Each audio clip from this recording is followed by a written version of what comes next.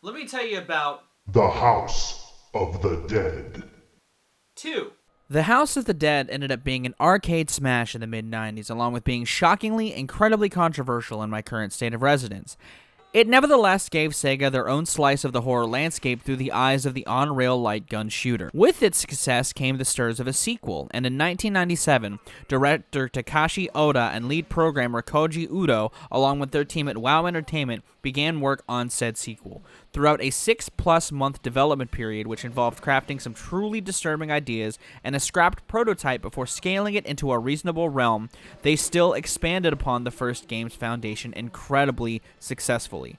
This culminated into an arcade release that would sweep the industry by storm, and a year later would come to Sega's last bastion in the hardware game, where it would gain even more traction and make it one of the most fondly remembered games in its genre.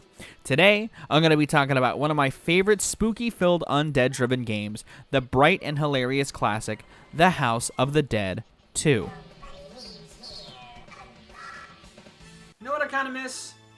Gaming peripherals. You know what gaming peripheral I still have that I used to play with a lot back in the day? My Dreamcast light gun. Mad Catz may not have done much right, but this light gun has served its purpose well.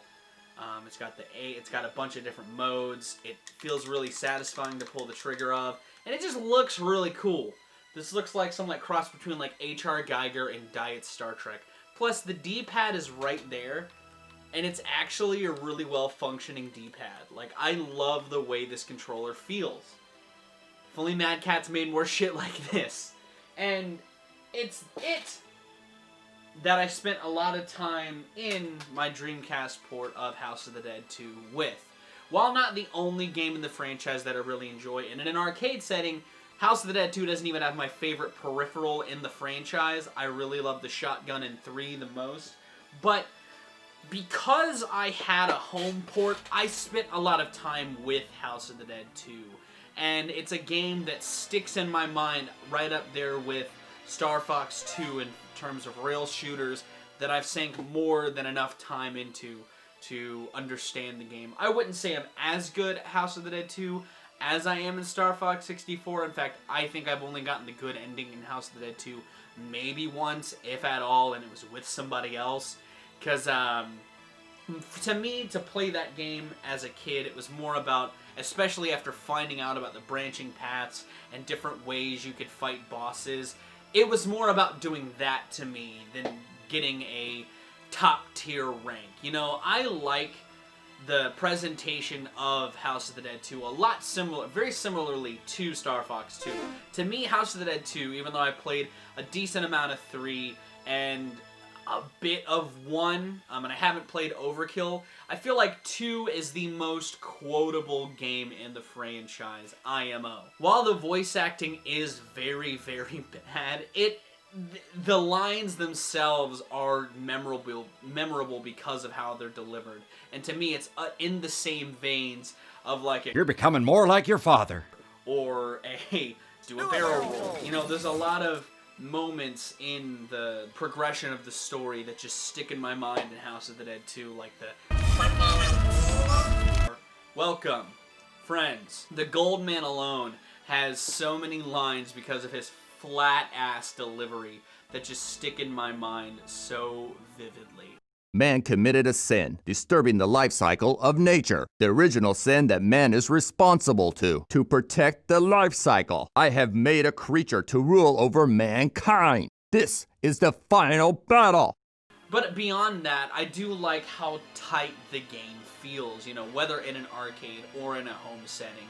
And I will say one of the things I do like about House of the Dead 2 in an arcade setting is that there's a chance, while the standing cabinet was the standard and a lot of places had it, there was a chance you could have a sit-down cabinet of this game. And I feel like, while I like the Jurassic Park game well enough, and there's other sit-down shooters that were out at around the same time and have continued to come out, House of the Dead 2 was one of my favorite sit-down cabinets because it really does a good job at pulling you in to what pieces of atmosphere are in this game, whether it's the subtly dark soundtrack or especially in the beginning of the dark and stormy ambience, or the flatlined into a heart rate that happens at the beginning of every boss battle.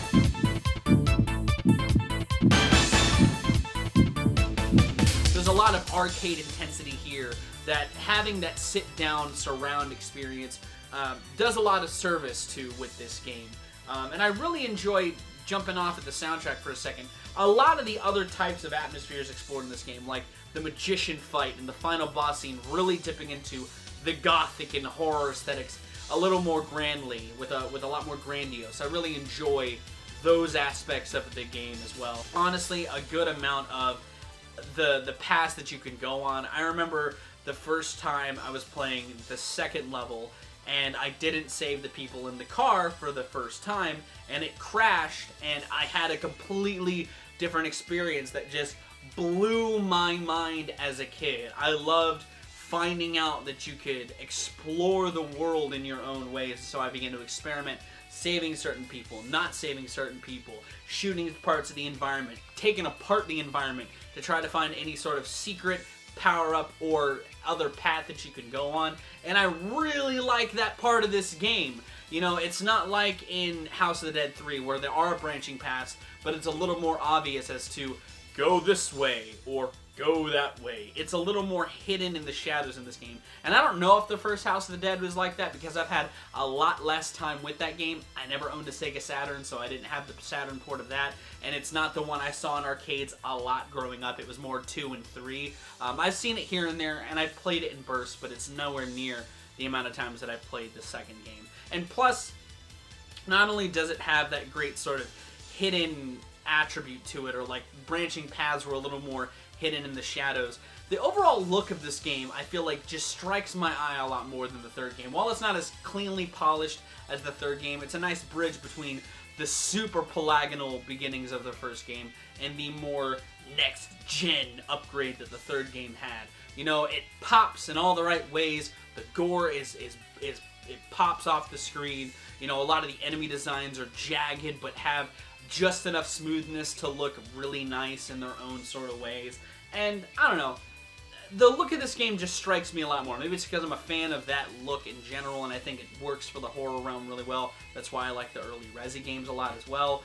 But yeah, the look of House of the Dead 2 as well just really strikes me. And it's funny because, like, this isn't an unpopular opinion. House of the Dead 2 being a great game is not an unpopular opinion. You know, it's been named one of the best games of all time by Game Informer, and acted as the template for a lot of the spin-off titles for the franchise. You know, while Overkill also had Typing of the Dead, it got its start with the House of the Dead 2 look to it, with the Dreamcast game Typing of the Dead.